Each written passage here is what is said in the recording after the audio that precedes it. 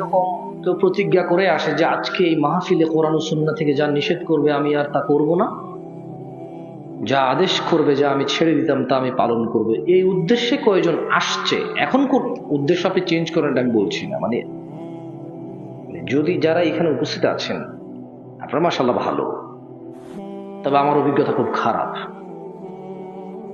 আপনারা ভালো, তবে আমার অভিজ্ঞতা খুব খারাপ। হয়তো আমি খারাপ সেজন্য খারাপ অভিজ্ঞতা।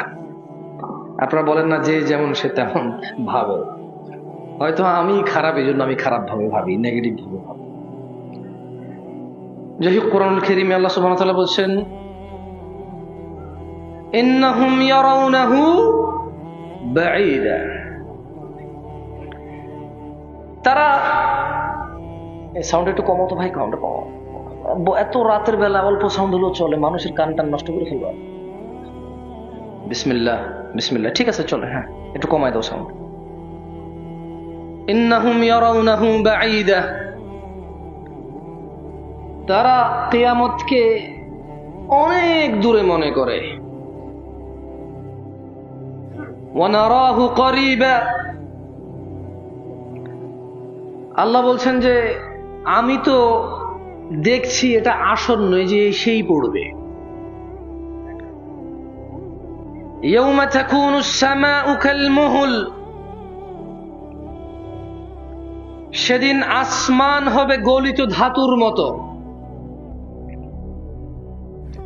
যে আসমানের দিকে তাকিয়ে তারকারাজি গুনে পূর্ণিমা, অর্ধ পূর্ণিমা, অমমর্ষ নিয়ে প্রেমিক প্রেমিকা বহু গান লেখে। আকাশের চাঁদ, তারা, সূর্য, আকাশের দিকে তাকিয়ে প্রেমিক হারিয়ে যায় প্রেমিকার মাঝে, প্রেমিক হারিয়ে যায় প্রেমিকার মাঝে। কত গান, কবিতা, কত কিছু লেখে। আল্লাহ বলছেন যে ইয়াউমা তাকুনুস সামাউ কালমুহুল, সেদিন আসমান হবে গলিত ধাতুর মতো। ওয়া তাকুনুল জিবালু কালইহিন, 7 সমুদ্র 13 নদী, এই পৃথিবীর পাহাড় পর্বত এভারেস্ট জয় করবে ছেলে কোনো মেয়ের জন্য, মেয়ে কোনো ছেলের জন্য।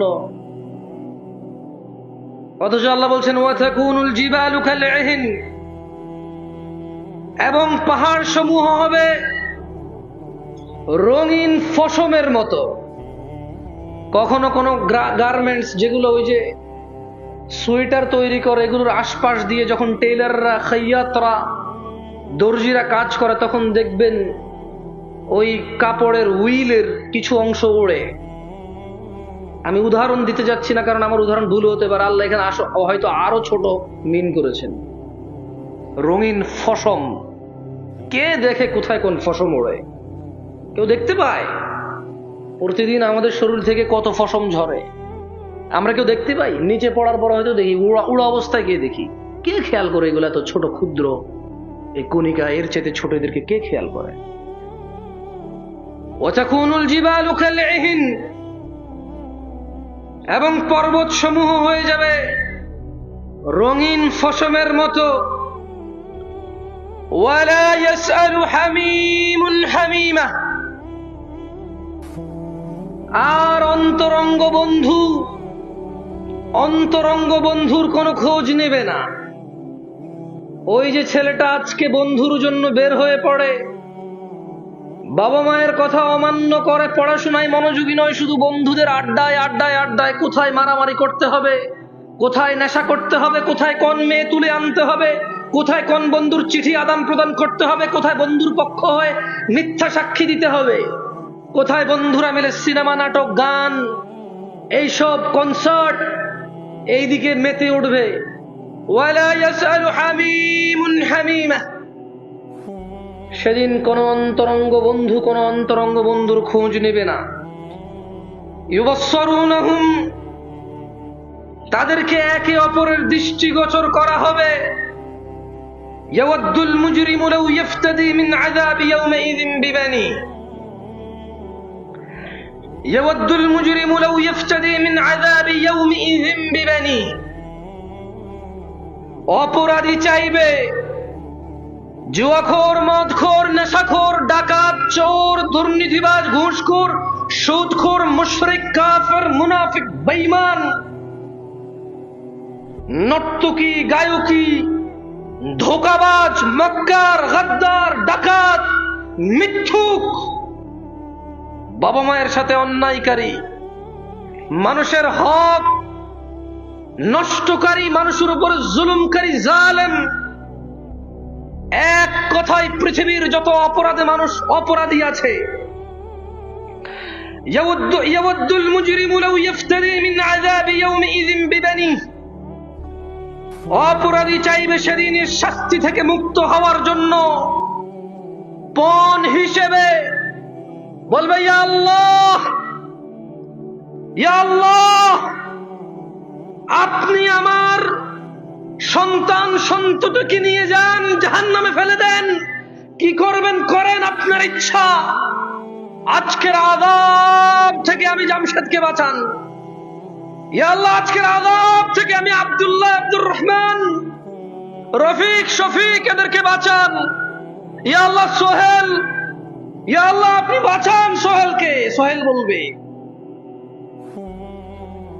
ইয়া আল্লাহ, এ আদরের সন্তান, যার পড়াশোনা, যার খাবার দাবার, সুন্দর চলাফেরা, মরে যাওয়ার পরে কে দেখবে আমার ছেলেকে?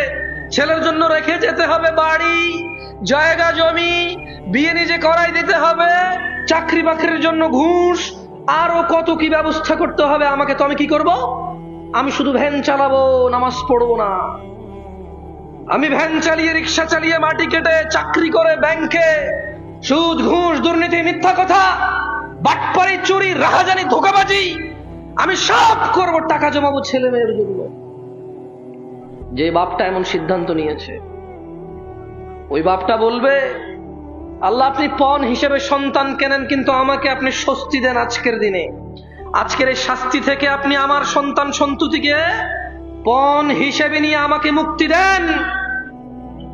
ওয়াসাহিবাতিহি ওয়া আখি, আর বলবে, ইয়া আল্লাহ, ইয়া আল্লাহ আপনি আমার স্ত্রীকেও নিয়ে নেন, আমার ভাইকেও নিয়ে নেন, আজকের দিনের আযাব থেকে আপনি আমাকে মাফ করে দেন।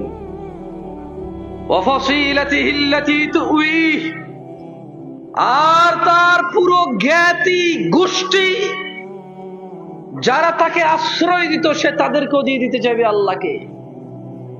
বলেন তো, অপরাধী আযাব থেকে বাঁচার জন্য কাকে দিতে চাইবে পণ হিসেবে? আল্লাহকে। কাকে? আপনারা কি, আমি তো সাউন্ড কমাই দিছি যাতে স্পষ্ট করে বোঝেন। অনেক সময় সাউন্ড বেশি হলে বোঝা যায় না, জানেন? অনেক সময় ইকো সাউন্ড বেশি হলে ওয়াইজিনের গলা সুন্দর হয়, কথা একটা ভাবটা ফুটে ওঠে, কিন্তু বুঝে আসে না কিছু মানুষের। আমি তো সাউন্ডটা কমাই দিছি যাতে আপনি স্পষ্টভাবে শুনতে পারেন। বলেন তো, অপরাধী আল্লাহর কাছে শাস্তি থেকে মুক্তি পেতে পণ হিসেবে কাকে দিতে চাইবে প্রথমে?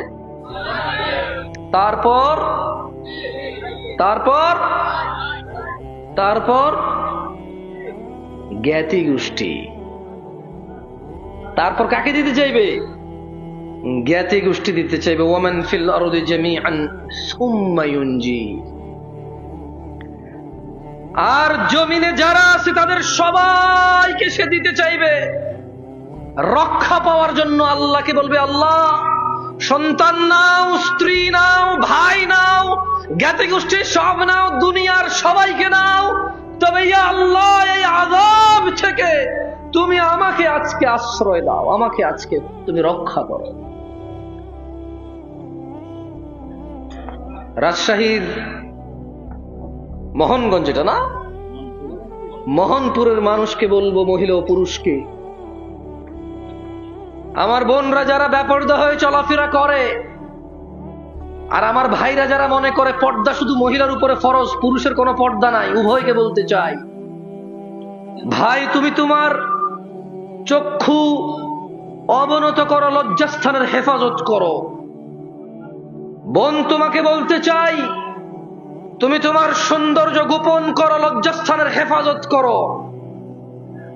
সেদিন ছেলে সন্তান, বাপ মা, ভাই বোন, জ্ঞাতি গোষ্ঠী, পুরো পৃথিবীর কোনো কিছু দিয়ে মুক্তি পাওয়া যাবে না। কেন?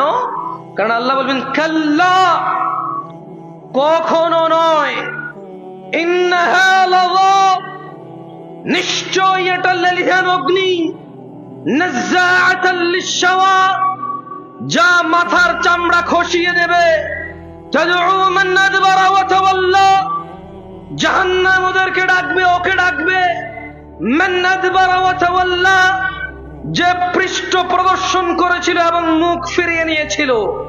মুয়াজ্জিন বলেছিল হাইয়া আলাস সালাহ, নামাজে আসো, সে ভ্রুক্ষেপ করেনি, সে আসেনি।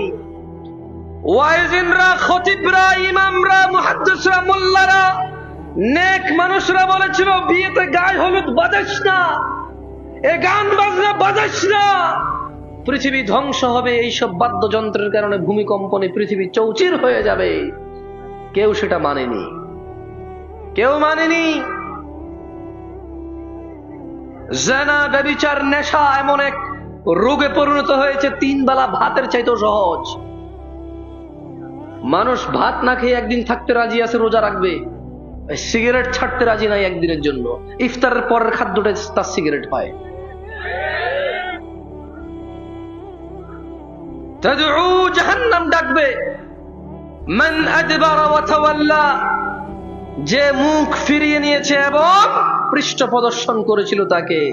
ওয়া জামাআ ফাআওয়া, আর সম্পদ জমা করেছিল যে অতঃপর তা সংরক্ষণ করে রেখেছিল। কত মিসকিন, ফকির, কত অসুস্থ মানুষ, কত দ্বীনি কাজ, কত আল্লাহর কাজ, কত আল্লাহর পথ, কত জায়গায় সম্পদের জন্য থেমে গিয়েছে, গতি কম হয়ে গেছে, বেগবান হতে এটা কত প্রবলেম করতে হয়, পোহাইতে হয়, কিন্তু সে তার সম্পদ রেখেছে এবং জমা করেছে। জাহান্নাম ডাকবে যে পৃষ্ঠ প্রদর্শন করে এবং মুখ ফিরিয়ে এনে যে সম্পদ জমা করে ও সংরক্ষণ করে রাখে। আল্লাহ আমাদেরকে বুঝার তৌফিক দান করুন।